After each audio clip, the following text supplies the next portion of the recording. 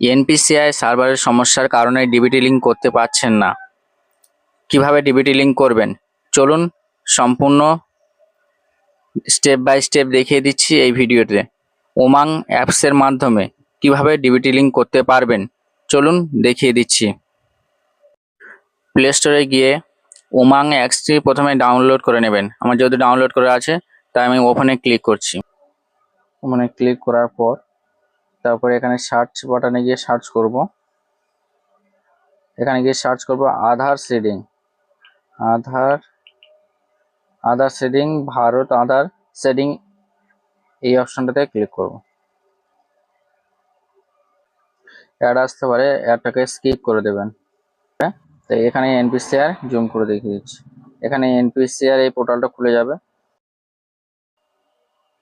আধার shedding, ডিসেডিং, আধার map status, এখানে status check করতে পারবেন। আধার ম্যাপ স্ট্যাটাস এই অপশনটিতে ক্লিক করে আধার কার্ডের ডিবিটি লিঙ্ক আছে কিনা চেক করে নিতে পারবেন।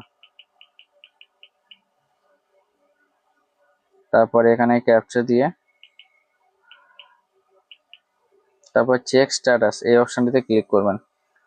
ক্লিক করার পর ওটিপি আসবে, তারপর কনফার্মে ক্লিক করবেন। ক্লিক করার পর এখানে দেখেন এনাবেল ফর ডিবিটি,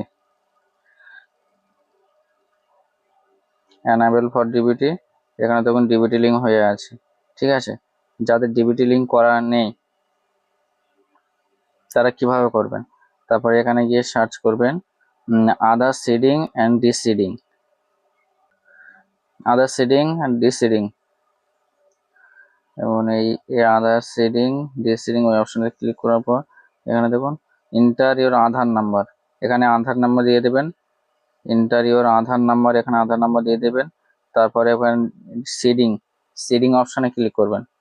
ঠিক আছে, সিডিং অপশনে ক্লিক করার পর এখান থেকে আপনারা ব্যাংক সিলেক্ট করে নেবেন, যে কোনো ব্যাংক সিলেক্ট করে নেওয়ার। তারপরে এখানে ফ্রেশ সিডিং, যদি আপনারা নতুন করে করেন ফ্রেশ সিডিং, পুরো নতুন মানে এর আগে কোনো জায়গায় ডিবিটি লিঙ্ক করা নেই, তাই ফ্রেশ সিডিং করবেন। তারপর মুভমেন্ট আছে same bank with another account, যদি একই ব্যাংকে দুটো অ্যাকাউন্ট থাকে তাহলে এটা থেকে করতে পারবেন। 3 নম্বর হচ্ছে movement from one bank to other bank, মানে আপনার ধরো একটা ব্যাংকে করা আছে, এই ব্যাংক থেকে অন্য ব্যাংকে করতে চান, তাহলে 3 নম্বর অপশনটি সিলেক্ট করবেন। করার পর অ্যাকাউন্ট দিয়ে দেবেন, আবার কনফার্ম অ্যাকাউন্ট করে দিয়ে তারপরে টিক চিহ্ন দিয়ে ক্যাপচা দিয়ে সাবমিট করলে আপনার কাজটি